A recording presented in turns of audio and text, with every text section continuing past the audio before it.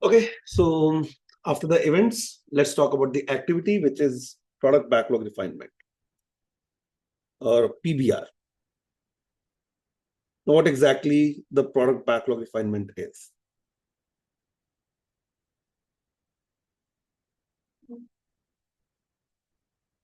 See, product backlog refinement, it is an act of breaking. It's an act of breaking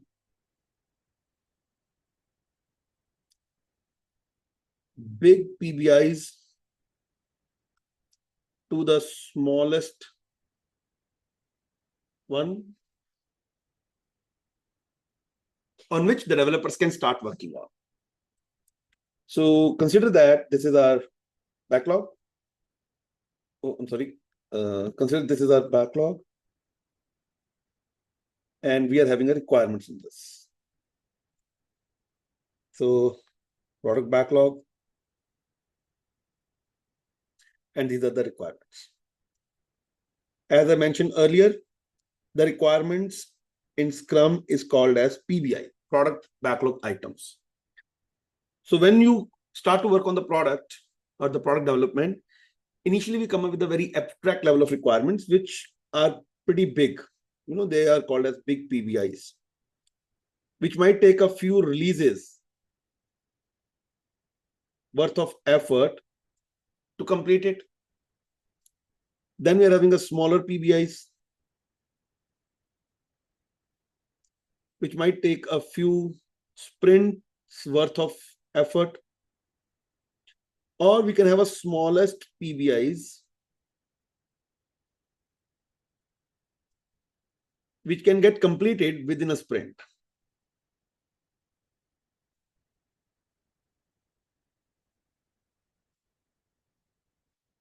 Now, everything is a PBI in Scrum.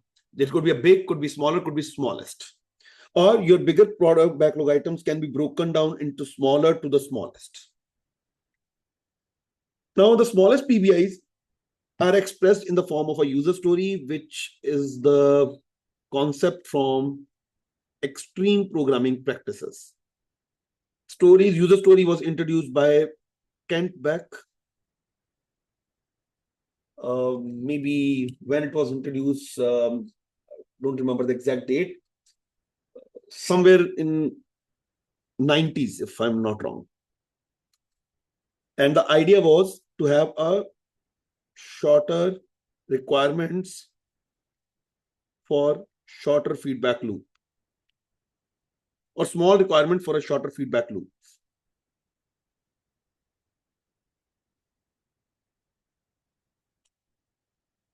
Over a period of time, other terminologies will start to appear. For example, feature, which was picked up from RUP, Rational Unified Process. Epic was another, or I would say another terminology which is being used for the big requirements, and that terminology is being introduced by tools like ADO, Jira. Now, if you'll say any big requirement that may take a few releases worth of effort, consider as Epic. Feature, which can give us a considerable amount of value. User story, a smallest unit of the work that delivers a value to a user, and something that can be fit into a sprint. Now, this is how the terminology came up. Now, if you'll see the hierarchy, typically this is how it looks like.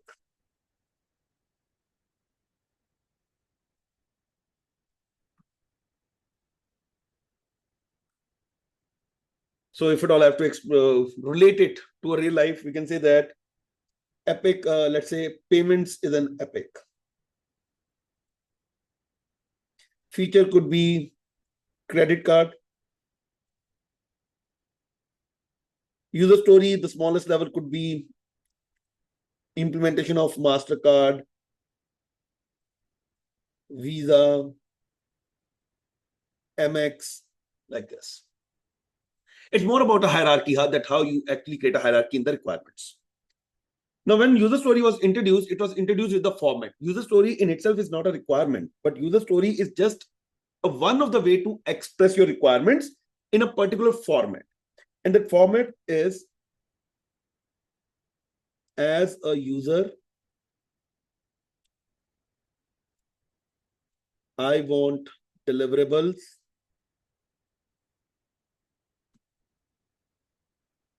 so that, well, so more like this.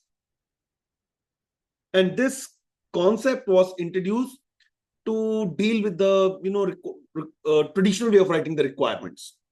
Now, traditionally, the requirement visualization, we used to use UML diagrams, like use cases kind of concept. A use case with the UML diagrams. How we used to write the requirement was more around, a user. Then we used to mention all the interaction of this user with the system. And then the possible scenarios or actions. Let's say scenario 1, scenario 2, scenario 2, 3, something that, and there was no end to this, that how deep you can go on this higher, hierarchy, or I would say mind map kind of stuff. But when you write a requirement in this way, so you have to come up with a very, very, exhaustive set of requirements. Now, if at all we'll start to write a requirement for a buyer and its interaction with the e-commerce platform, let's say, it will take almost months worth of effort to, figure it out, all the interaction, all the possible scenarios. And then it's going to take another few months to develop it. And that's where the challenges were when we're using use case way of writing requirements in waterfall, because complete set of requirements, and then you have to work on that. So this is the biggest challenge. Now, in order to deal with this challenge, a new concept, which was like, okay, shorter requirements were introduced. And this concept was introduced as a part of extreme programming practices. Now, if we have to understand that how we can make this requirement a shorter one, how about if we'll say that,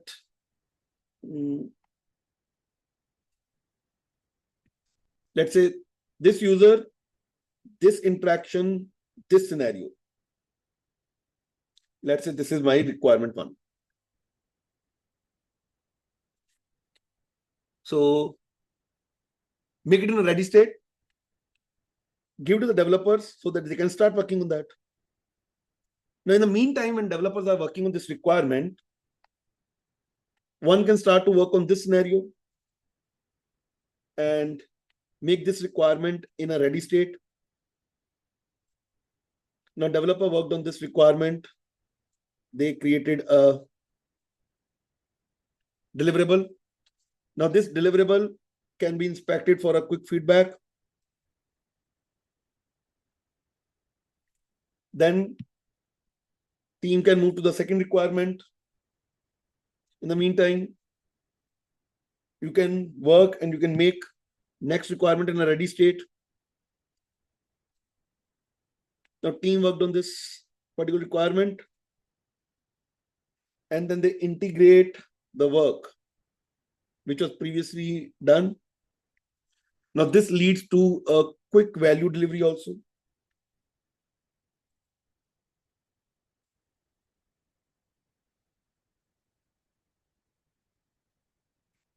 This was the idea behind coming up with the smaller requirements. And for this, extreme programming came up with the format, which is called as a user story format. Something this as a I want so that. Now consider that we are having a requirement like this. I'll say as a patient, I want to book virtual consultation so that I can save travel time. Now, this is one of the way to write a requirement. Now, if you look at this requirement, it is small enough to start to work on. Or I can say that, okay, this is a requirement which is minimal and it's sufficient for Scrum team to have a discussion. that, okay, what exactly needs to be done on that. And for that, they use a 3C format. 3C format is card, conversation, and confirmation. And trust me, we use this format day in, day out. How? We say that, okay, you should write your agenda in a small format, or I would say a minimal agenda. And that minimal agenda is sufficient enough to trigger a conversation between two parties that will result in a confirmation. Now, how we have used it? So let's say we have to send a meeting invite.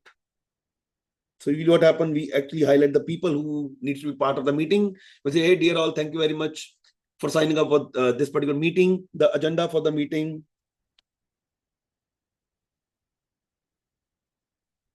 is this.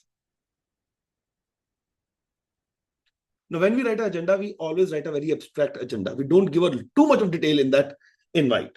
Now, during the meeting time, being a host, you present the agenda to the audience and the discussion starts. And as a result of the discussion, we create a minutes of meeting. And it's more about that, okay, for the agenda, what are the agreed points?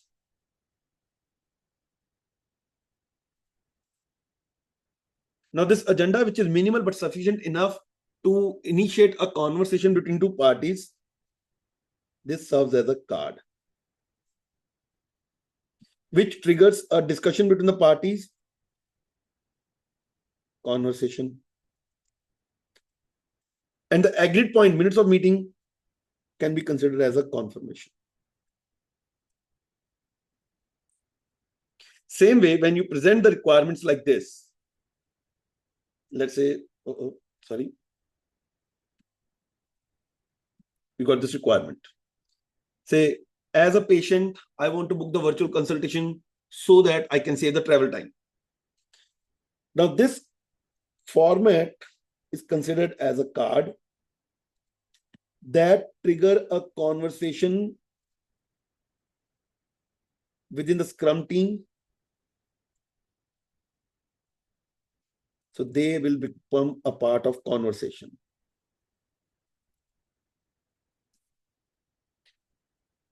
Now, developer might be having questions to ask from the product owner. By the way, these requirements are expressed in the form of a user story by product owner. So product owner will present it, will explain what the requirement is. Developers may ask a question, for example, hey, product owner, can anyone book a virtual consultation? No, only the authenticated users. So, for example, authenticate the user first. But how they're going to search? Or give them the search option.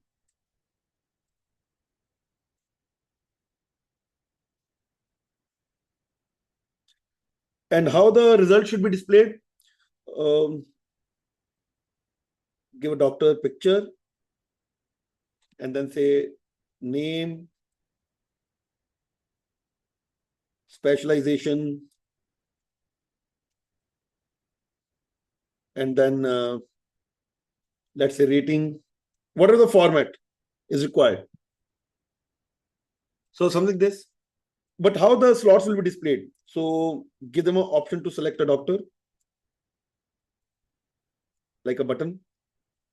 And once they select the doctor, some more detail about the doctor will come up. Let's say patient recommendation,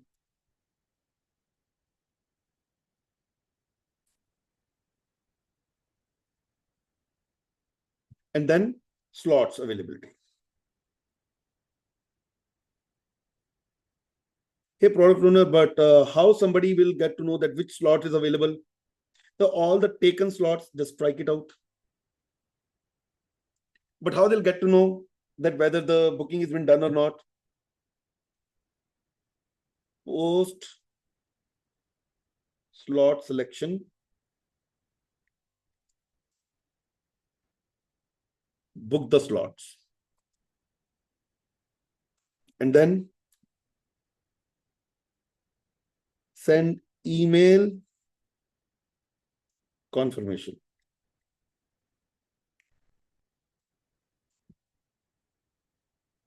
Send SMS, something like that. Now, a point will come when developers will get all the information that is needed for them to start working on that. That is where they'll stop. And this particular portion is nothing but a confirmation part.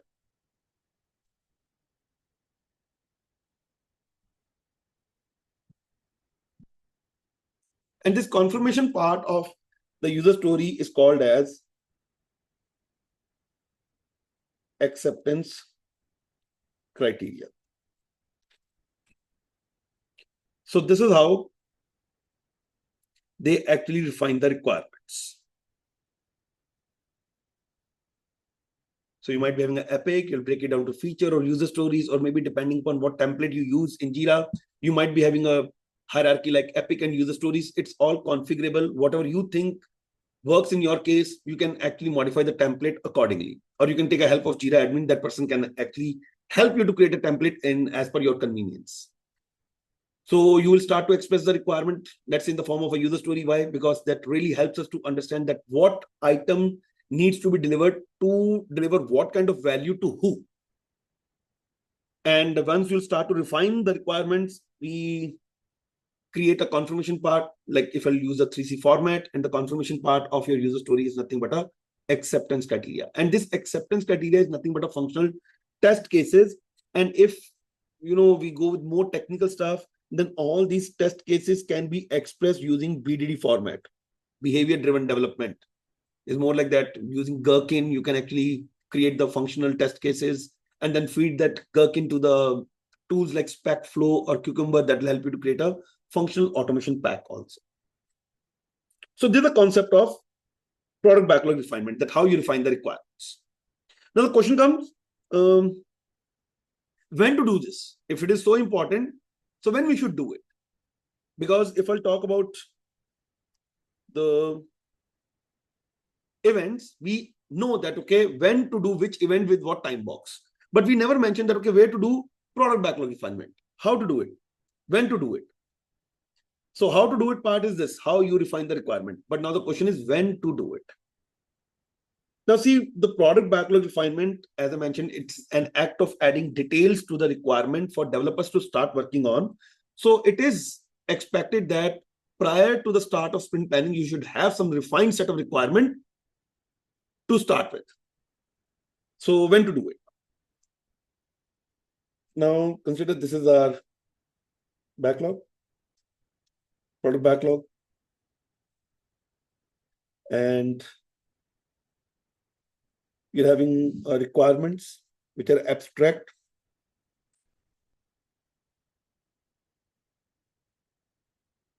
So these are the abstract requirement.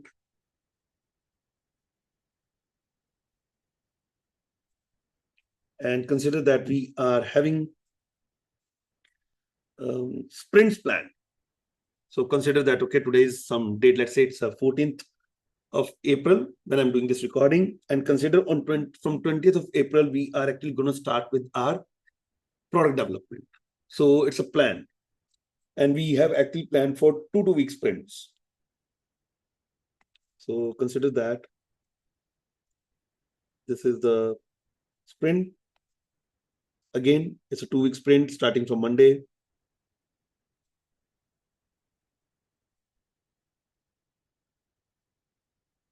So let's say Monday, Tuesday, Wednesday, Thursday, and Friday.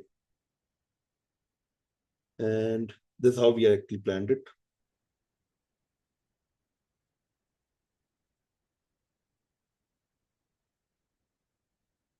Something like this. And consider this is sprint and this is the date. Let's say the first part is the plan. Then we are having a daily scrum.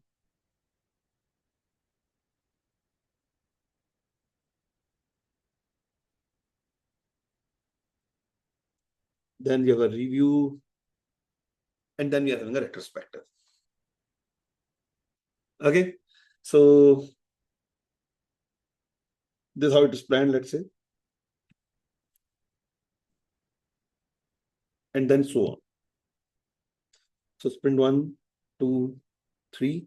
Let's say on 20th of April, first sprint is planned. Then on 5th of May, you're having, yes, so 5th of May, then 20th of May, and so on. Okay, now we know that, okay, if we will come with the abstract requirement during the first sprint planning, it will be very difficult for developers to start to add detailing to that because we will be having a limited time, 8 hours. And what if at all we need some stakeholders clarification, stakeholder is not available, we might end up having a lot of requirements which we will not be able to refine during the planning.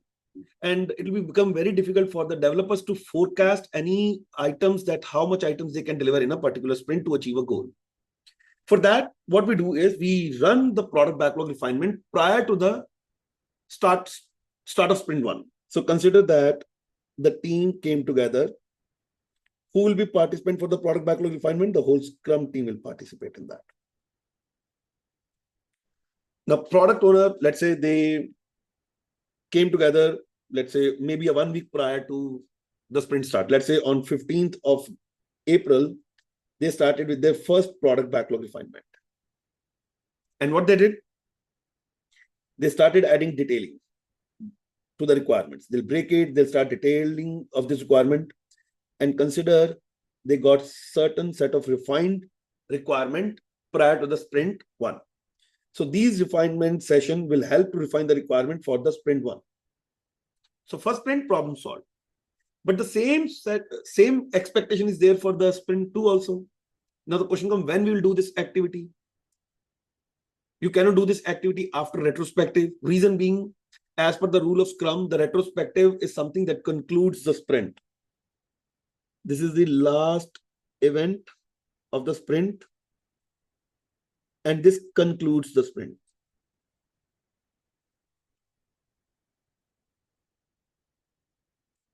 And once the sprint is concluded, next sprint starts immediately.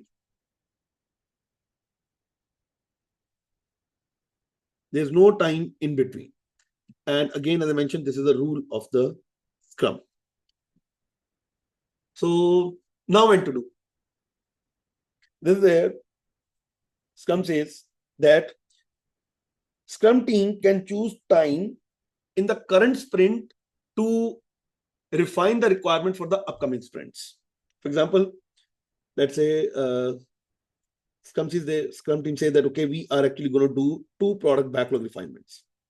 Now, when to do, how much time they have to spend, everything will be decided by the Scrum team. Whether they want to do it twice, thrice, everything. Let's say they say 3 hours over here, another 3 hours over here. What they will do in this? Break these requirements into smaller one, make this requirement ready for the upcoming sprint. Now, if they see that, okay, no, the requirements are pretty unclear, they need to spend more time, they can always choose to change the frequency. Let's say they say we'll do 1 product backlog refinement here, another over here, another over here. Now the time box also they will decide, and then they will adjust their capacity accordingly. Let's say they say 3 hours over here, another 3 hours over here, 4 hours over here. Let's say again, making ready for the upcoming sprint. And this is how they actually keep doing. Now this frequency can change over a period of time. Maybe the team started to get a good hold of product. They understood the product pretty well. Now they can reduce the frequency of product backlog refinement. They can also reduce the time box of that. It all depends upon Scrum team that how they want to do it. So this is how they do the refinement in the Scrum. Now we understood the roles, we understood artifacts, commitment, events, and then product backlog refinement. Now let's connect all the dots and see how it works in a Scrum environment. Now see, any product development starts with the vision of the product. And this vision will be owned by product owner. So product owner owns this vision. This vision will then be formulated into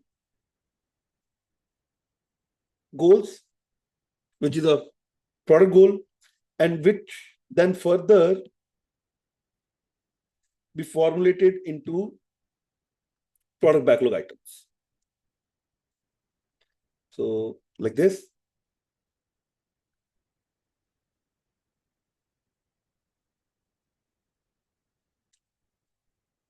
Product goal, and then further it will be converted into requirements, PBIs, and this becomes our product backlog. So product owner owns the vision, creates the product backlog, creates the product goal, creates the product backlog. Now we need a Scrum Master who will help us navigate through the Scrum process. So we got Scrum Master. Then we need developers who will work on these requirements to convert them into deliverables. So we got developers also. In order to start working on the sprint, we need to refine the requirements. That's okay. So the Scrum team is there. So Scrum team will come together and they will do an initial round of product backlog refinement on the requirements. So let's say product backlog refinement.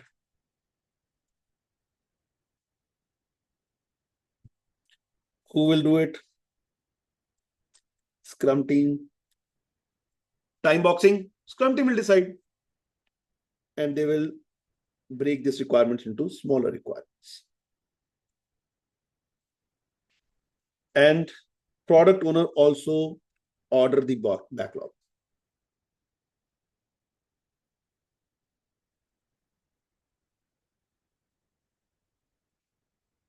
Or we can say ordered.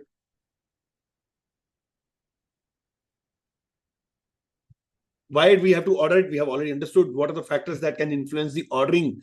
We have discussed that also. So now we are having a product owner, we are having a Scrum Master, we are having developers and a refined set of requirements. So it's good for us to start with the sprint now. And the sprint starts with sprint planning. So over here.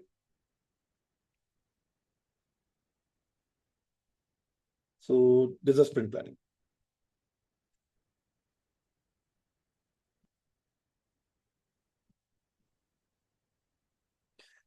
Now, who will participate in the sprint planning? The whole Scrum team. What is the time box? 8 hours for 1 month, usually shorter for shorter duration of time. So what exactly get inspected? What is the input for this? So in the sprint planning, what happened? The product owner comes to the planning with the business objective in mind.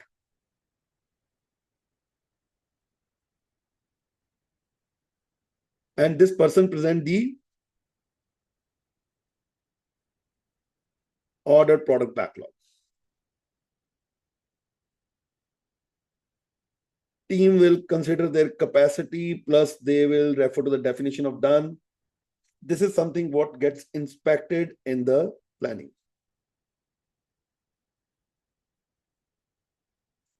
And what gets adapted? So team, Scrum team over here, they will agree on a sprint goal. So they will agree on a sprint goal. So here.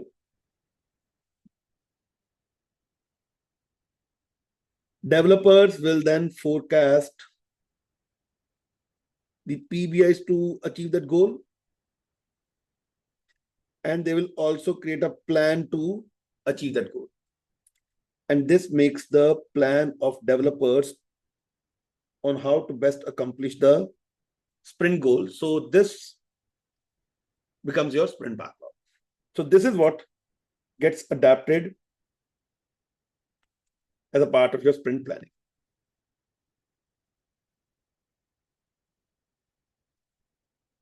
So adapt. Now, when the sprint backlog is created, developers will start to execute the work items one by one. So we'll start to execute the work items. Now, on a daily basis, developer come together for another event, which is daily Scrum.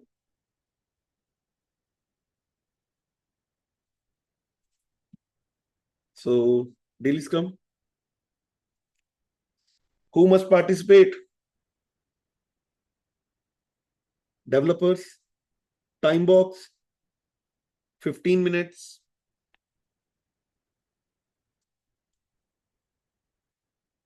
So it's a guideline. The daily Scrum happens at the same time and location every day. It is not a rule, it's a guideline. Because if at all we are having a consistency, that will help reduce the complexity. And what's the purpose of daily Scrum? The purpose of daily Scrum is to inspect the progress towards the goal.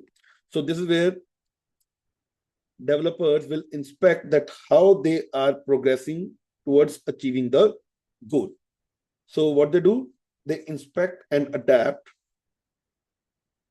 their plan. So they inspect their plan and they adapt their plan. Now, a few more things that you have to be mindful when we are into sprint. First one is a rule. First thing, which is around the rule. No changes to be made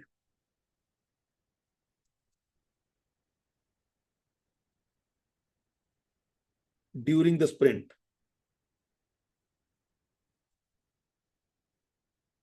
That would endanger the sprint goal. So sprint goal is non-negotiable during the sprint. Another rule.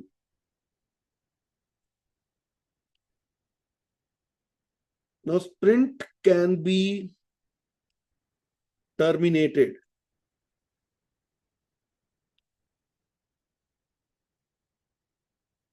abnormally by the product owner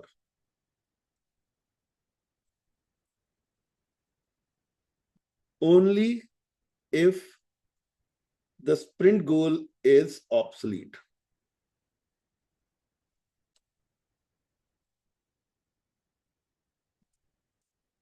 So if your sprint goal is obsolete, the sprint can be terminated abnormally only by the product owner. Another rule. Sprint length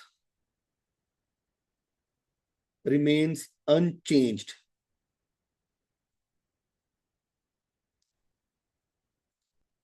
during the sprint. So once the sprint is started, you cannot change the sprint length.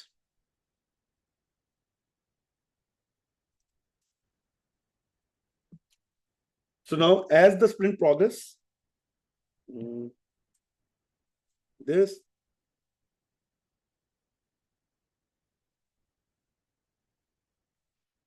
so during this time, increments start to emerge.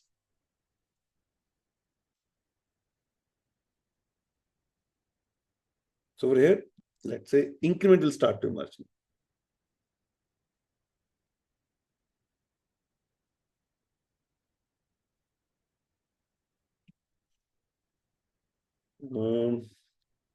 Let's do a filling for this.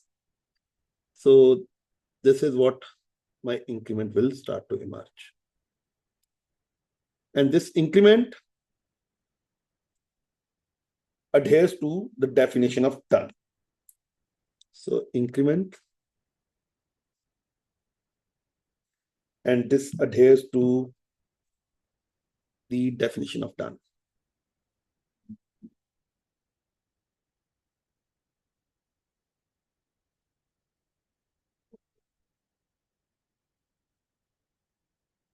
in the checklist.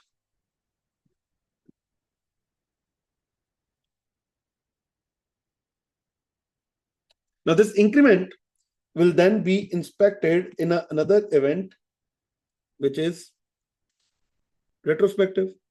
Oh, sorry, review. So this will go as an input for the review.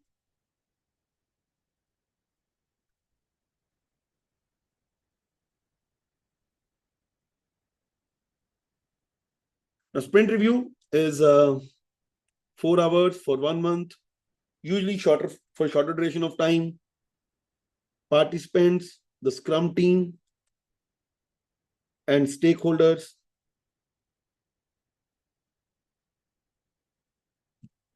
Purpose, the whole purpose of this review is feedback. This feedback is nothing but a way to improve the product.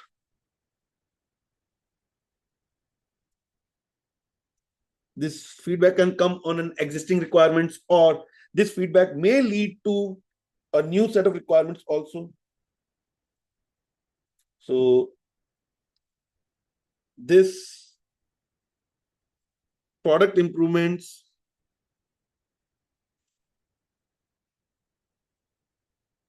goes back to, oh, sorry.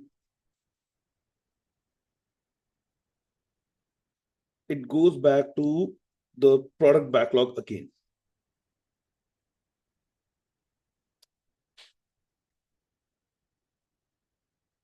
So consider like this, then this, and then this. So this is how it happens. And then we move to the last event of the sprint, which is retrospective.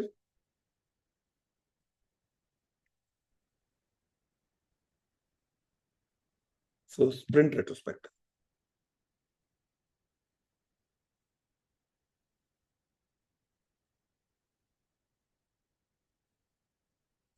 Which is 3 hours for 1 month, usually shorter duration of time.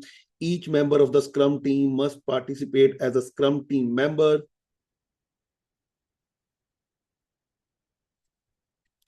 And what they inspect.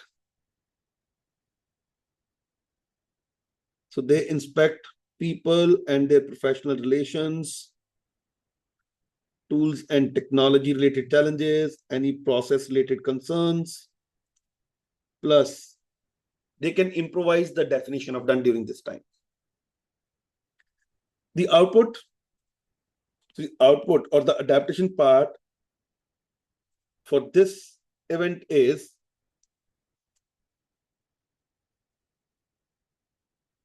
actionable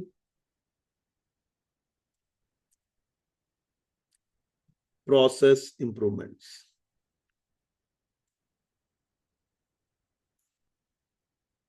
And this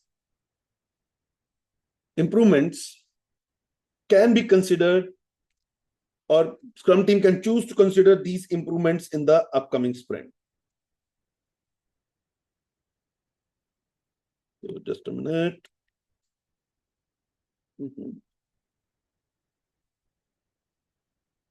So this particular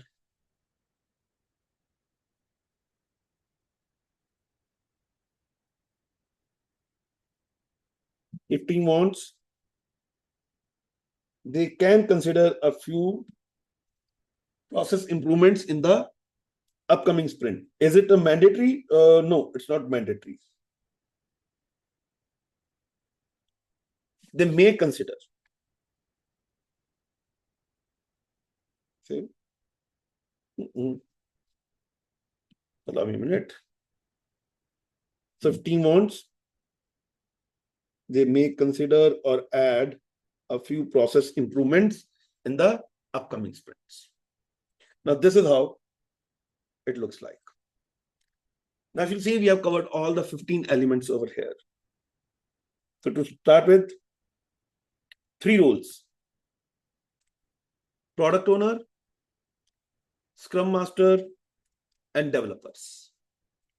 3 artifacts: product backlog, sprint backlog, increment. 3 commitments: product goal, sprint goal, definition of done. 5 events: sprint, sprint planning, daily scrum, sprint review, sprint retrospective, and 1 activity, which is product backlog refinement. So this is how it works in Scrum environment.